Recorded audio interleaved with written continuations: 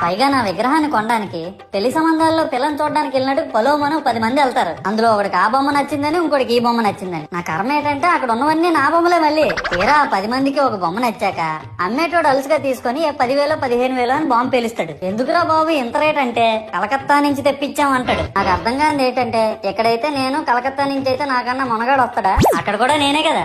ఇలా నన్ను బజార్లో పెట్టి బేరం ఆడి నా మొహానికి ముసుగేసి వ్యాన్ ఎక్కిస్తారు. ఆ వ్యాన్ డ్రైవర్ గాడు నేనున్నానని కూడా చూడకుండా ఏదో ఆలోచించుకుంటూ డ్రైవ్ చేస్తా గతకల్లో గబ్బి గుబ్బి అని తించేసి నా కాల్లో చెయ్యి ఎరగొట్టేస్తాడు. ఈ విషయం చందాలు ఇచ్చిన చిన్నోళ్ళకి తెలిస్తే మళ్ళీ ఇరిగిపోయిన బొమ్మ పెట్టకూడదని ఏ బొమ్మ రాసి కవర్ చేసేస్తాడు. సరేలే జరిగిందేదో జరిగింది, నా భక్తులే కదా కూల్ బ్రో అని చిల్లయ్యే లోపు నన్ను పందిర్లో పెట్టి ముసుగు తీసి నాకన్నా పొడుగున్నే సౌండ్ బాక్సులు 2 నా చెవులు పక్కన పెట్టి డీజే గణేష్ బ్రో అని చెప్పి నా పాటలను కోని చేస్తారు. సరేలే పిల్లలు కదా ఇప్పుడు కాకపోతే ఎప్పుడు ఎంజాయ్ చేస్తారు, కాసేపట్లో పూజ స్టార్ట్ చేస్తారని వెయిట్ చేస్తా ఉంటే ఆ 5 రూపాయల వ్రతకల్పన బుక్ చూస్తే